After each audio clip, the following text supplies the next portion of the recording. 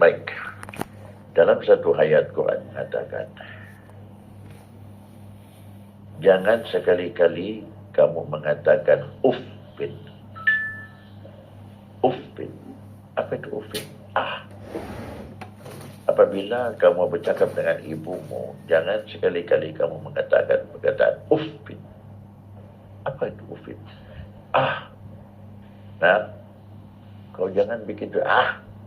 Nak, jangan jalan. Nak, kau tolong bikin ni. Perkataan itu saja tak boleh kata Allah. Apatah lagi kalau menengking dia. Apatah lagi memarah-marah dia. Apalagi macam-macam cakap-cakap yang sayangnya menyakitkan telinganya. Perkataan sudah diharamkan oleh Allah kepada ibu kita. Masya Allah. Kenapa sampai keadaan begitu Allah larang kita dengan ibu ini? Yang pertama sudah aku ceritakan tadi. Dia yang mengandung kita, yang melahirkan kita, yang menyusukan kita, membesar kita selama 2 tahun daripada kita tidak pandai merangkak sampai di berjalan. Bahkan sampai hari tuanya, dia pegang doa selalu untuk kita. Bagaimana kita boleh mendekatkan kepada ibu kita. Masya Allah, Masya Allah, Masya Allah, tabarakallah. Yang kedua, ibu itu selain di bawah kakinya ada syurga, ibu itu adalah pintu, sayang. Ibu itu adalah salah satu pintu. Pintu apa? Pintu masuk syurga. Ibu itu pintu masuk syurga. Tolonglah selalulah masuk di pintu itu, sayang. Jangan sombong tidak masuk pintu itu. Ibu itu pintu masuk syurga, sayang. Kalau kita tidak masuk ke pintu itu, ruginya kita ni. Pintu itu bukan jauh, sayang. Ada lagi banyak pintu-pintu syurga yang lain. Di mana? Masjid, pintu syurga. Siapa rajin masuk masjid, dia masuk syurga. Di mana lagi? Rumah anak yatim, pintu syurga. Siapa yang rajin merawat anak yatim, masuk syurga. Banyak lagi apa? Orang-orang miskin di kampung kamu, semua itu pintu syurga. Siapa rajin bersedekah dengan mereka, pintu syurga. Tapi jauh lagi, anak yatim jauh. Rumah anak orang miskin jauh lagi. Faham tak?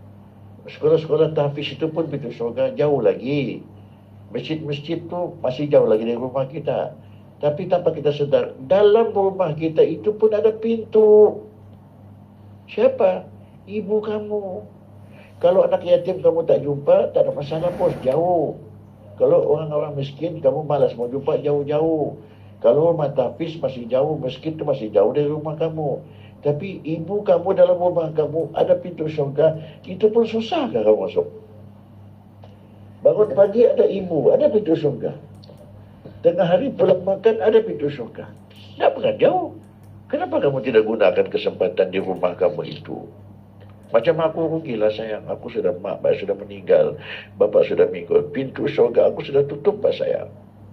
Kan? Di rumah aku dah ada ibu, rumah aku dah ada bapa. Pintu syurga aku sudah tutup, sayang. Aku terpaksa berlari pergi miskin cari pintu syurga. Aku terpaksa bersedekah sama anak yatim untuk dapat pintu syurga. Aku terpaksa pergi cari orang miskin untuk bagi zakat.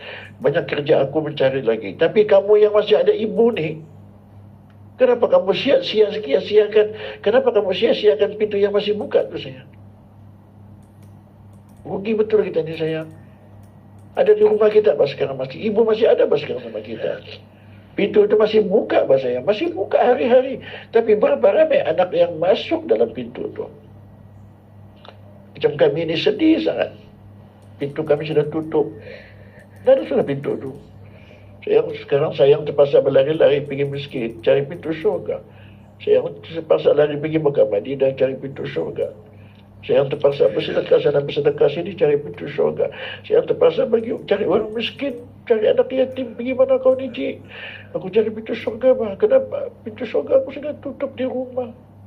Sian. Kau masih ada ibu, masih. Masya Allah. Kamu masih ada ibu. Pintu syurga kamu masih buka. Kenapa kamu tidak buka? Kenapa kamu sia-siakan? Gunakan pintu itu. Bukan susah pun. Tak payah ketuk pun, salam saja. Aku sayang ibu. Buka pintu syurga. Kalau bagi salam pun, aku sayang ibu pun sudah buka pintu syurga. Apalagi kasih makan dia. Apalagi peluk dia. Apalagi sayang dia, apalagi kasih dia baju, kasih dia mandi, kasih dia senang hati, kasih dia gembira. Lagilah banyak pintu surga. Jangankan di kepalanya sayang, jangankan di matanya, jangankan di hatinya, jangankan di tangannya. Di tapak kaki dia kau cuci pun kau masuk surga, Mas sayang. Kan? Cuci tapak kaki dia saya masuk surga. Apalagi kasih mulut makanan, kasih telinga dia kasih sayang, kasih hati dia sedang. Lagilah banyak surga.